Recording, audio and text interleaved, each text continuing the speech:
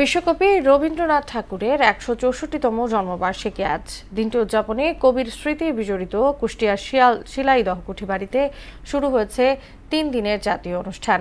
সকালে ভার্চুয়ালি যুক্ত হয়ে এ অনুষ্ঠানমালার উদ্বোধন করেন সংস্কৃতি উপদেষ্টা মোস্তফা সরোয়ার ফারুকী। মিলন খন্দকারের প্রতিবেদন জানাচ্ছেন আফরিন পপি।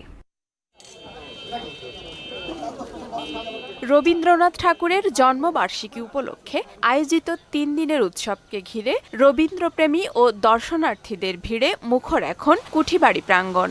সংস্কৃতি বিষয়ক মন্ত্রণালয়ের সহযোগিতায় এই অনুষ্ঠানের আয়োজন করেছে কুষ্টিয়া জেলা প্রশাসন। রবীন্দ্রনাথ বাংলা সাহিত্যের একটা বিস্ময়কর প্রতিভা। তার বহুমুখী চিন্তা আমাদের কল্পনার জগৎকে আরো বিস্তৃত করেছে। প্রতিদিনই আলোচনা সভার পাশাপাশি মূল মঞ্চে রবীন্দ্রসঙ্গীত, দলীয় নৃত্য ও রবীন্দ্রনাথের লেখা নাটক পরিবেশন করবেন বিভিন্ন সংগঠন। এছাড়াও কুঠিবাড়ি চত্বরে বসেছে বিশাল গ্রামীণ মেলা।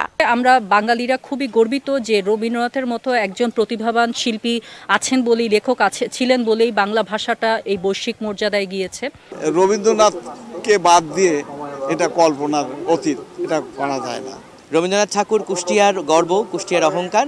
তাকে কুষ্টিয়ার মানুষ পেয়ে কুষ্টিয়ার সাংস্কৃতিক অঙ্গন কিন্তু ঋদ্ধ হয়েছে। বাঙালি সংস্কৃতির প্রতিটি অঙ্গনে রবীন্দ্রনাথ জড়িয়ে আছে বলে মন্তব্য করেছেন সংস্কৃতি উপদেষ্টা। এগুলোকে আমি শুধু গান হিসেবে না দেখে এগুলোকে কবিতা এবং দর্শন হিসেবে দেখতে পারবো, এবং তাহলে আমরা বুঝতে পারবো যে আমাদের এই অঞ্চলে দর্শন এবং কাব্যের গভীরতা আসলে অনেক আগ থেকে অনেক গভীর ছিল। শিলাইদহের কুঠিবাড়িতে 3 দিনব্যাপী অনুষ্ঠানের সকল আয়োজনে সার্বিক নিরাপত্তা ব্যবস্থা নেওয়া হয়েছে বলে জানান কর্তৃপক্ষ। সার্বিক পরিস্থিতি বিবেচনায় রেখে এখানে আগত দর্শনার্থীদের নিরাপত্তার ব্যবস্থাটাকে সর্বাধিক গুরুত্ব দেওয়া হয়েছে।